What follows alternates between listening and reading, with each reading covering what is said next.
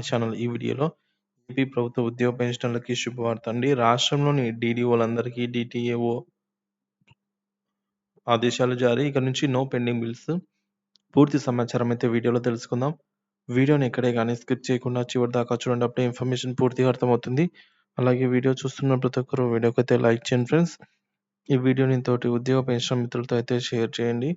కొత్తగా మన ఛానల్ చూస్తున్నారు, ఇంకా ఎవరైనా సబ్స్క్రైబ్ చేసుకున్నట్లయితే వెంటనే మన ఛానల్ని సబ్స్క్రైబ్ చేసుకోండి. దీని ద్వారా నేను చేసే లేటెస్ట్ వీడియోస్ అన్నీ మీ వరకు రీచ్ అవుతాయి. ఇక ఆలస్యం చేయకుండా వివరాల్లోకి అయితే వెళ్ళిపోదాము. ఫ్రెండ్స్, ఇక విషయానికి వచ్చినట్లయితే ఆంధ్రప్రదేశ్ ఉద్యోగులు మరియు పెన్షనర్లకు ముఖ్యమైన సమాచారం. పెండింగ్ బిల్లులు లేకుండా ఏపీ ప్రభుత్వం చర్యలు. ఆంధ్రప్రదేశ్ రాష్ట్రంలోని డీడీఓలు మరియు డీటీఏఓలకు సంబంధించి ప్రభుత్వం కీలక ఆదేశాలు జారీ చేసింది. రాష్ట్రంలో ఇక నుంచి ఎటువంటి పెండింగ్ బిల్లులు ఉండకూడదనే లక్ష్యంతో ప్రభుత్వం చర్యలు చేపడుతోంది. దీనికి సంబంధించిన పూర్తి వివరాలు ఇప్పుడు తెలుసుకుందాము. ఫినాన్షియల్ సెక్రటరీతో వీడియో కాన్ఫరెన్స్ అండి.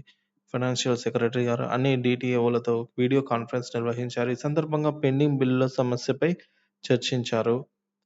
పెండింగ్ బిల్లులను తగ్గించుకోవాలని చెప్పేసి దిశానిర్దేశం చేశారనమాట. సో డీడీఓలకు ఆదేశాలు. వీడియో కాన్ఫరెన్స్లో ఫైనాన్షియల్ సెక్రటరీ గారు డీడీఓలకు క్రింది ఆదేశాలు అయితే జారీ చేశారు. ఏంటంటే జీపీఎఫ్ బ్యాలెన్స్ అప్డేట్. డీడీఓలందరూ మీ నిధి పోర్టల్లో లాగిన్ అయ్యి ఉద్యోగుల జీపీఎఫ్ బ్యాలెన్స్ను మార్చి 31, 2024 నాటికి ఉన్నటువంటి బ్యాలెన్స్ను అప్డేట్ చేయాలి.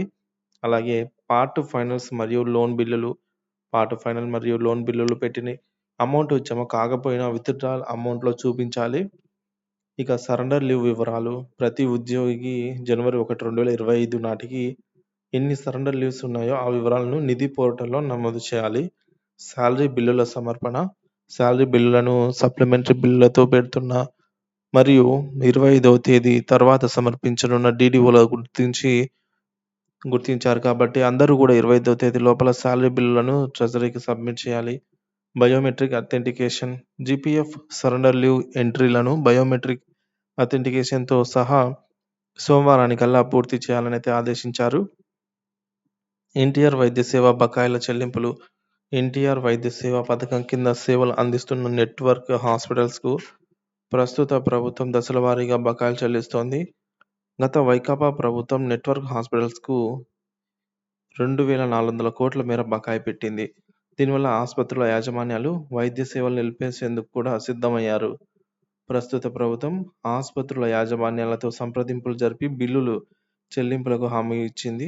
గత ప్రభుత్వ హయాంలో బకాయిలు మరియు ప్రస్తుత ప్రభుత్వం ఏర్పాటైన తర్వాత అందించిన వైద్య సేవలకు సంబంధించిన బకాయిలు కలిపి సుమారుగా 1,400 కోట్లను ప్రభుత్వం ఇప్పటివరకు విడుదల చేసింది.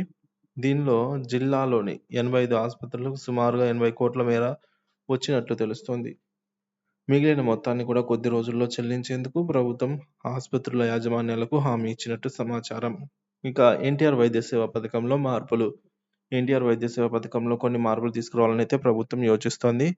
ఇన్సూరెన్స్ విధానం అమలు చేస్తే ఎలా ఉంటుంది అనే దానిపైన ప్రభుత్వం ప్రస్తుతం చర్చలు అయితే జరుపుతోంది. ఇన్సూరెన్స్ కంపెనీలకు ప్రీమియం ప్రభుత్వమే చెల్లిస్తుంది. పాలసీదారులు ఎవరైనా హాస్పిటల్స్లో చేరితే నేరుగా ఆయా ఇన్సూరెన్స్ కంపెనీలే హాస్పిటల్స్కు మొత్తాన్ని చెల్లిస్తాయి. ఈ విధానం ద్వారా ఉద్యోగులు, పెన్షనర్లు మరియు రోగుల నుంచి చెల్లించే అమౌంట్ ప్రభుత్వానికి చేరకుండా ఇన్సూరెన్స్ కంపెనీలకే చెందుతుంది. సో దీనివల్ల డైరెక్ట్గా ఇన్సూరెన్స్ కంపెనీలే హాస్పిటల్స్కు అమౌంట్ని చెల్లించి నాణ్యమైన సేవలను అయితే అందిస్తాయని భావిస్తున్నారు. అంతేకాకుండా పెండింగ్ బిల్లుల సమస్య కూడా ఉండదని ప్రభుత్వం అయితే ఈ మేరకు భావిస్తోంది అన్నమాట.